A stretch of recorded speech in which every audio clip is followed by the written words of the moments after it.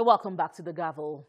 The House of Representatives has set up an ad hoc committee to investigate how the funds appropriated for the fight against insurgency has been utilized and also unravel the lapses that led to the death of soldiers at a village in Metele, Borno State.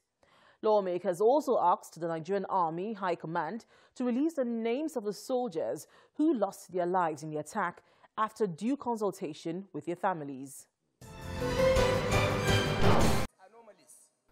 On November 22nd, the Senate asked its committees on Army and Defense to investigate the circumstances which led to the killing of a battalion of Nigerian soldiers in Metele, Borno State, and determine if adequate measures were taken to protect the military personnel.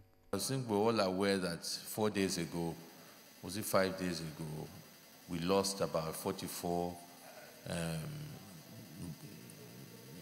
brave soldiers of the Nigerian army in northern Borno. I don't think it was raised here on any motion for us to pay our respect for these brave men that have sacrificed, made the ultimate sacrifice for our own safety, for peace in our country. The matter also came up as a motion of urgent public importance in the House of Representatives. The House also notes that initial figures of casualty were put the death toll at 44, but as more details emerged, it is now confirmed that 118 soldiers and officers were killed together with their commanding officer, Lieutenant Colonel Ibrahim Sakaba, while about 150 more soldiers and officers are still missing. The contributions that followed were devoid of political affiliations, as members discussed who should be held responsible. Whatever pressure we put on these service chiefs, I do not think that anything good can come out of them, because it's like they have reached their wit's end. It is like their intellectual capability, the ability to even fathom what is even going on, is even at its wit's end. Therefore, why can it not be changed? Is there a pact between them and the commander-in-chief that says, come rain, come sunshine, even if we lose thousands of our soldiers, they will remain sitting pretty on their seats? Mr. Speaker, this is intolerable. I wish to call on the Chief of Army Staff, by extension all the service chief, to kindly resign. They have failed. A colleague of ours on this floor, just before myself, has made mention of a situation where the president has said he's going to put them under pressure. But we need to remind ourselves, the president is also the commander-in-chief of the armed forces of the Federal Republic of Nigeria.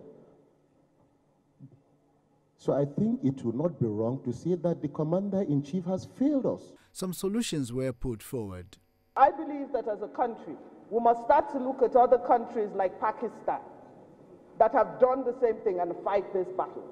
We need air support.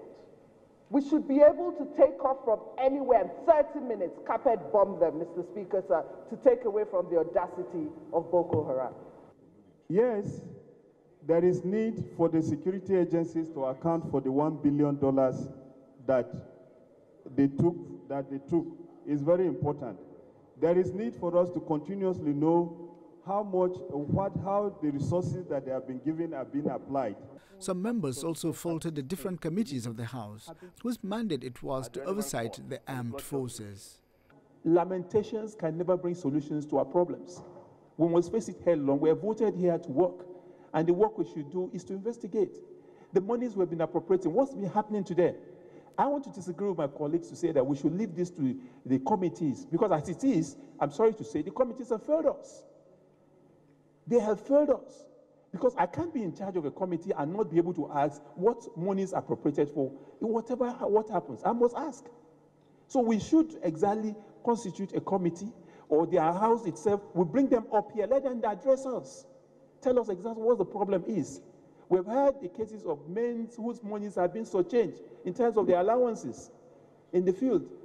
What happens to that? When you have a low morale, you cannot have an armed forces that is very, very alert to its duty.